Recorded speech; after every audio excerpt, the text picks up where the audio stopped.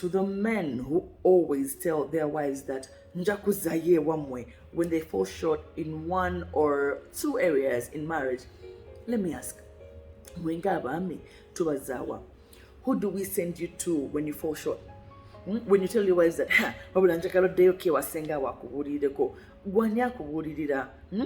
I need men to remember that you married a human being, okay?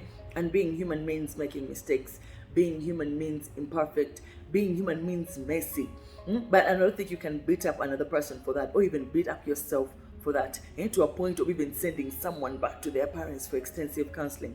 Meanwhile, omuzayo na yuli mwenzi, you're very angry, you're emotionally immature, you're physically and emotionally abusive, your ego is bigger than Mount Everest, and you're pointing fingers at your wife who hasn't cleaned well or cooked well or met your sexual expectations. I hear men time and again sending women back to their parents' homes because she didn't visit the bush, or she's not wet enough. And you make these women feel worthless. I'll discuss this topic in detail soon. But my advice is this.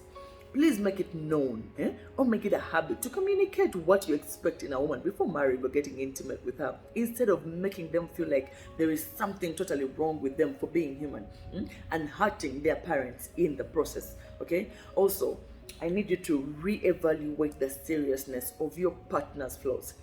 Sometimes you'll get frustrated by aspects of your partner that aren't really that big of a deal. Number two, for tebita bufumbo. Imagine having a partner who can't cook well or clean well. No, yet she's a good mother to your children. She teaches them din. She's emotionally reliable. She's mature. She's kind. She's respectful. She's prayerful. All these are good qualities that are fundamentally much more important than the ability to cook food a certain way. The same way omwami atatukiride taliyo. Yes? So if you want a perfect wife, get clay, a bomba, and mold her, omobombe, because you will never find her. And I would want to remind you that the Prophet ﷺ said that treat women kindly because she was created from a rib, and if you try to straighten it, you are going to break it. Please be gentle with your women and try to bear with the shortcomings that they may exhibit sometimes. This is not to say that omchala dinempisembe tumuleke agendere wonga wali. No. Guide her, okay?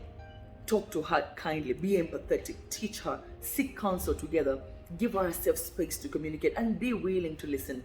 Understand each other. Be willing to compromise. Also, consider whether your partner should be required to value what you value. It's very important to remember that what might be important to you might not be important to me. And that is also okay. It doesn't have to be a battle, right? We can learn to support each other regardless. And lastly, please learn to acknowledge your own flaws, okay? I am certain that all of us, you men, also have flaws that, qualities that your partner puts up with on a daily.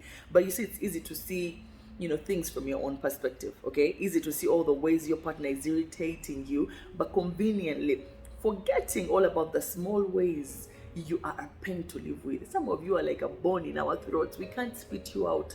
Na ye tu compromising. Tugeza ko nyo kuyigo kubeera namwe. Ebibanyiza ntugeza ko biewala. Ebibasansa ntugeza ko bikola.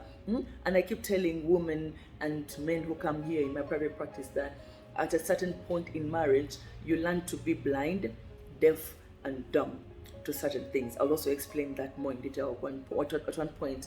So for more personalized assistance, please book a session with me.